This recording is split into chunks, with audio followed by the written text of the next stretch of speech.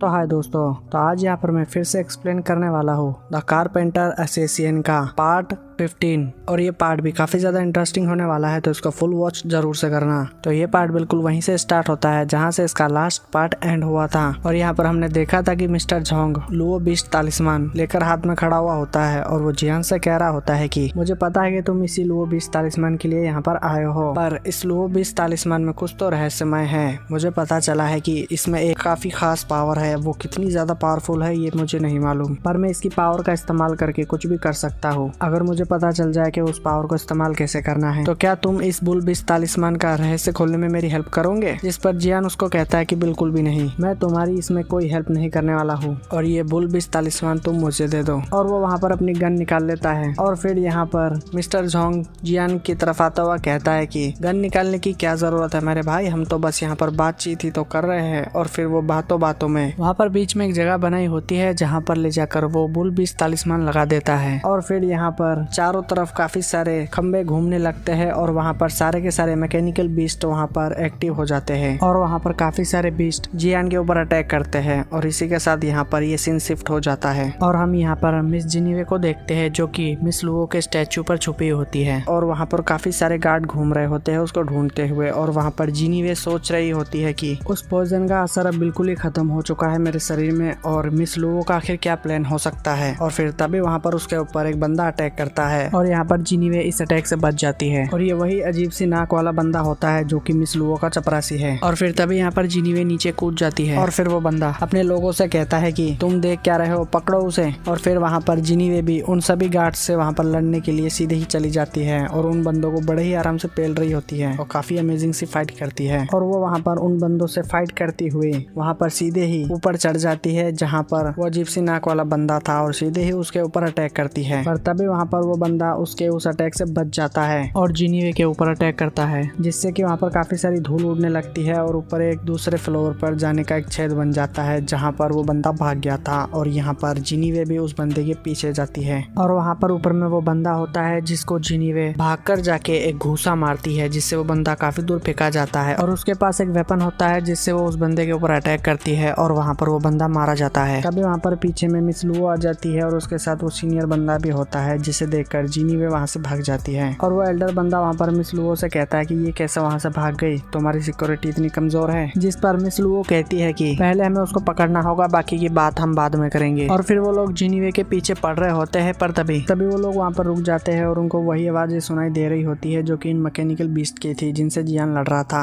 और miss Luo वहाँ से चली जाती है ये कहकर कि मैं जाकर देखती हूँ ये क्या हो रहा है। और यहाँ पर सीन शिफ्ट हो जाता है और हम यहाँ पर जियान को देखते हैं जो कि उन्हीं मैकेनिकल बीस्ट से लड़ रहा होता है। और वहाँ पर काफी बड़ा मैकेनिकल स्नेक जियान को काफी ऊपर हवा में उठा लेता है और फिर वो वहाँ पर उस मैकेनिकल बीस्ट के ऊपर कान लगाकर आवाजें सुनता है उसके गियर्स की। और वो वहाँ पर उसके अंदर अपना एक वेपन घुसा देता है जिससे कि वो मैकेनिकल स्नेक उसके इशारों पर काम करने लगता है। और इसको देखकर मिस्टर झोंग भी कहता है कि ये कैसे इसने कर दिया। और वो सीधे ही उस बीस्ट को एक दूसरे बीस्ट में ले जाकर भिड़ा देता है। और यहाँ पर इस धमाके से मिस्टर झोंग भी काफी पीछे फेंका जाते हैं। और फिर तभी वहाँ से धूल हटी है और हम देखते हैं कि जियान मिस्टर झोंग के ऊपर अपना वेपन तान कर बैठा होता है और वो वहाँ पर कहता है कि अब बड़े भाई तुम हार मानते हो। जिस पर मिस्टर झोंग कहता है कि तुमने आखिर इस स्नेक को कैसे काबू में कर लिया। तभी वहाँ पर मिस्टर झोंग के ऊपर पीछे से काफी सारी निडल्स से अटैक होता है और जियान उसको बचा लेता है। और हम वहाँ पर मिस लुओ को देखते हैं जो कि वहाँ पर कह रही होती है कि तुम दोनों में तो काफी प्यार बढ़ रहा है। और यहाँ पर मिस्टर झोंग मिस लुओ को देखकर कहता है कि तुम यहाँ क्या कर रही हो। जिस पर मिस लुओ कहती है कि